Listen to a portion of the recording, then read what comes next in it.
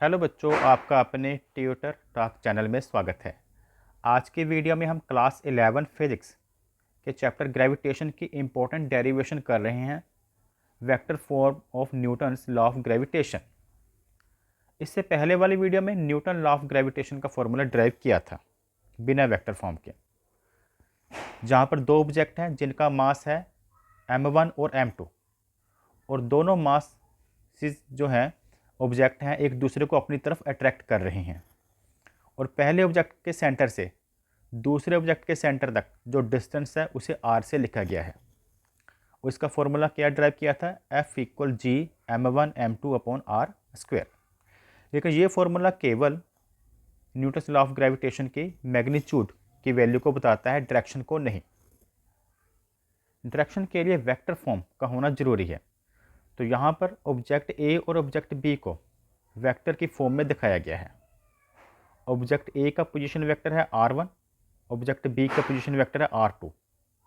Object A का बच्चों मास है m1, ऑब्जेक्ट बी का मास है m2। तो न्यूटन लॉ ऑफ ग्रेविटेशन के अकॉर्डिंग ये दोनों ऑब्जेक्ट एक दूसरे को अपनी तरफ अट्रैक्ट कर रहे हैं। ऑब्जेक्ट ए द्वारा जो ऑब्जेक्ट बी पर फोर्स लगाई जा रही है, तो बी पर फोर्स लग रही है, इसलिए पहले उसका नेम नंबरिंग लिखते हैं 2, और लगा कौन रहा है ऑब्जेक्ट 1 यानी कि ऑब्जेक्ट ए, तो F21 लिखेंगे इसकी फोर्स को। इसी तरह से जो ऑब्जेक्ट ए पर फोर्स लग रही है, ऑब्जेक्ट ए को खींचा जा रहा है, तो ए मतलब 1, किसके द्वारा फोर्स लगाई जा रही है, बी के द्वारा 2। तो पहले नंबर का मतलब है ऑन, टू सेकंड नंबर का मतलब बाय, जिसके द्वारा फोर्स लगाई जा रही है। और इन दोनों के भी वेक्टर फॉर्म को हम शो करते हैं। तो F12 का जो फोर्स F12 है, ये क्या है, ये ग्रेविटेशनल फोर्स है जो कि ऑन ए लग रही है बाय ऑब्जेक्ट बी के द्वारा। और जो F21 है, इसका मतलब है कि ये फोर्स लग रही है on object B by object A. तो बहुत सिंपली आपको बच्चों क्लियर हो जाएगा कि कैसे इसका फॉर्मूला ड्राइव करना है। जैसे पहले बात करते हैं F12 की। अगर F12 की बात करें तो simple Newton's law of gravitation का फॉर्मूला क्या है, वो है जी m1 m2। जी का मतलब है ग्रेविटेशनल कांस्टेंट, m1 और m2 दोनों ऑब्जेक्ट के मासिस हैं, और अपोन में क्या है, आर स्क्वायर। अब यहाँ पर ध्यान से समझें, F12 का मतलब है, ऊपर से पढ़ें, कि 1 पर फोर्स लगाई जा रही है बी के द्वारा, बी फोर्स लगा रहा है, बी ए को अपनी तरफ खींच रहा है, ए से बी की तरफ खींच रहा है। तो इसलिए जो डिस्टेंस हम लिखेंगे यहाँ पर, वो लिखेंगे ए बी। यहाँ पर आर का स्क्वायर भी है, तो यहाँ पर हम आर का स्क्वायर लगा दिया। अब हमने इसका वेक्टर फॉर्म में लिखना है, तो यहाँ पर हम यूनिट वेक्टर शो करेंगे। तो यूनिट वेक्टर यानी कि ए बी का, तो यहाँ पर ए बी ऐसे यूनिट वेक्टर शो कर दिया। ठीक है, अभी हम वेक्टर की नेमिंग कर रहे हैं, ए से बी की तरफ है। और जो यूनिट वेक्टर का फॉर्मूला आपको शायद पता होगा क्या होता है, वो होता है जैसे ए बी वेक्टर जो कि यूनिट वेक्टर है, A B unit vector equal to क्या होगा, ए बी वेक्टर अपॉन उसका मैग्नीट्यूड। ठीक है, अगर वेक्टर को उसी वेक्टर के मैग्नीट्यूड से डिवाइड किया जाए तो वह यूनिट वेक्टर होता है। तो इस तरह से अब हम जो ग्रेविटेशनल फोर्स लिख सकते हैं इक्वल जी, यहाँ पर बच्चों m1 m2, ये यूनिट वेक्टर था ए बी, तो उसकी जगह पर क्या आ जाएगा, ए बी, ऐसे वेक्टर फॉर्म में लिख दिया इसको। और अपॉन में एक ए बी है, एक ए बी स्क्वायर यहाँ पर था, नीचे एक ए बी और आएगा, तो ये क्या हो जाएगा, ए बी का क्यूब हो गया। अब हमने ए बी वेक्टर की वैल्यू को फिल करना है, तो उसके लिए हम triangle law of vector addition, triangle of vector addition को यूज़ करेंगे। In triangle A O B triangle बन रहा है, तो यहाँ पर ट्रायंगल ऑफ वेक्टर एडिशन को अगर अप्लाई करें तो एक वेक्टर क्या है ओ से ए और दूसरा हमने क्या लिखा है ए से बी, तो उसके अकॉर्डिंग जो ओ ए और प्लस ए से बी का टोटल कितना कौन सा होगा, जो थर्ड लाइन इसकी है ओ बी। अब बच्चों ओ से लेकर ए तक वेक्टर का नेम आपको पता है, वो है R1 वेक्टर, ठीक है। और जो ए बी वेक्टर है ये हमने निकालना है, ठीक। और ओ से बी वेक्टर भी आपको पता है, वो है R2 वेक्टर, ठीक है।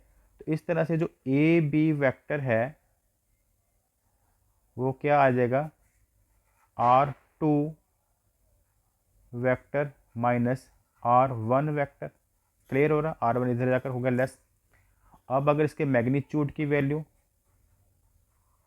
को हम लिखें तो यहाँ पर मॉडुलस का साइन डालता है, तो ये इक्वल टू हो जाएगा R2 minus R1 vector, R2 vector minus R1 vector.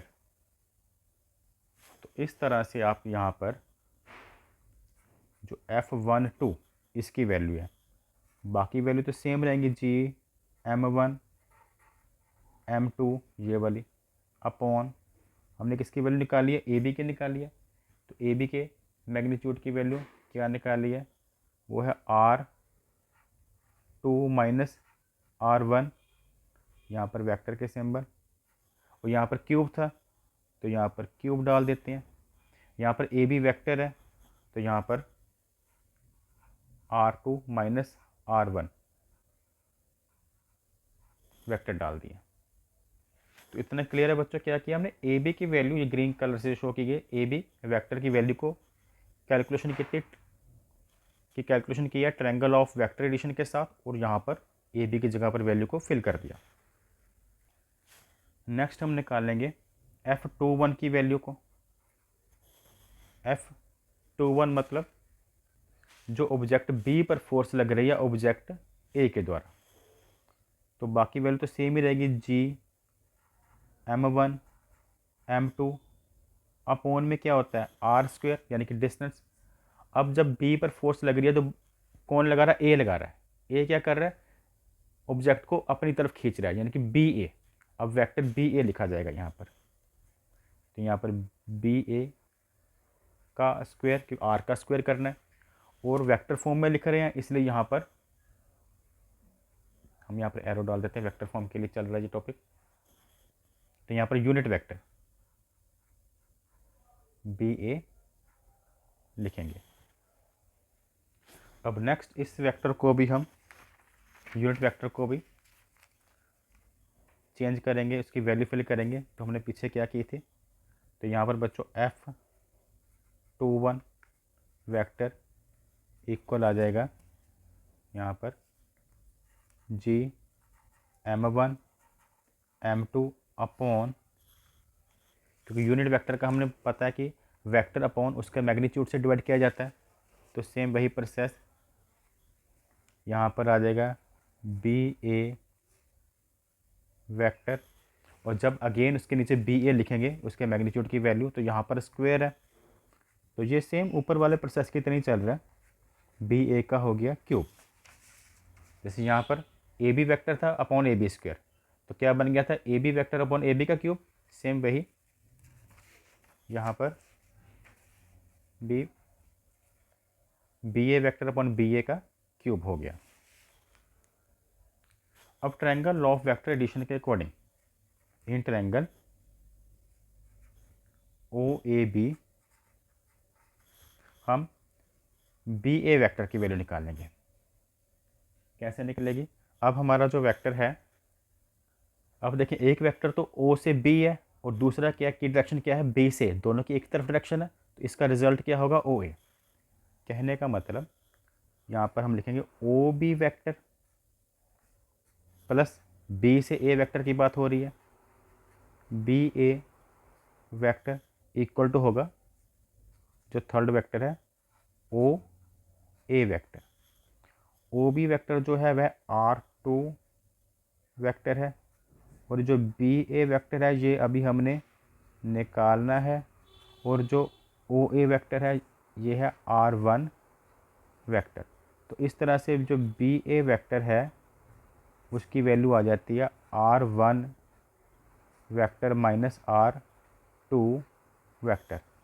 और बी ए का अगर मैग्नीट्यूड निकालें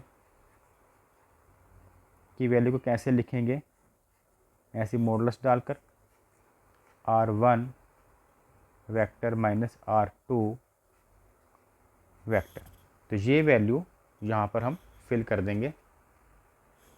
तो यहाँ पर जब इसकी वैल्यू फिल करते हैं,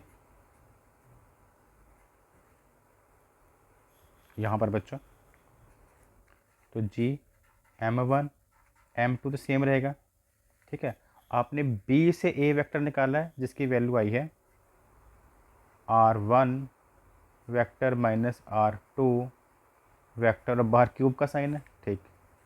और इधर क्या है, इधर सिंपल वेक्टर फॉर्म में लिखना है बिना मैग्नीट्यूड के। देखिए R1 माइनस R2। यहाँ पर अगर देखें तो ऊपर हमने F1 2 की वैल्यू निकाली थी, और ये F21 की, दोनों की वैल्यू तकरीबन सेम है, GM1 M2, इधर भी GM1 M2। फ़र्क क्या है, ये R2 माइनस R1 है, यहाँ पर R1 माइनस R2 आया है। तो केवल साइन का फ़र्क है, क्योंकि अगर R2 को R1 माइनस R2 करेंगे तो माइनस बाहर कॉमन आ जाएगा। तो कहने का मतलब जो F1 2 है इक्वल है, लेकिन बस केवल साइन का फ़र्क है। तो इस तरह से यह Newton third law of motion को ओबे करता है। तो यह था topic vector form of Newton's law of gravitation पर। अगर आपको यह वीडियो पसंद आई हो तो वीडियो को लाइक और चैनल को सब्सक्राइब करें। Thanks for watching.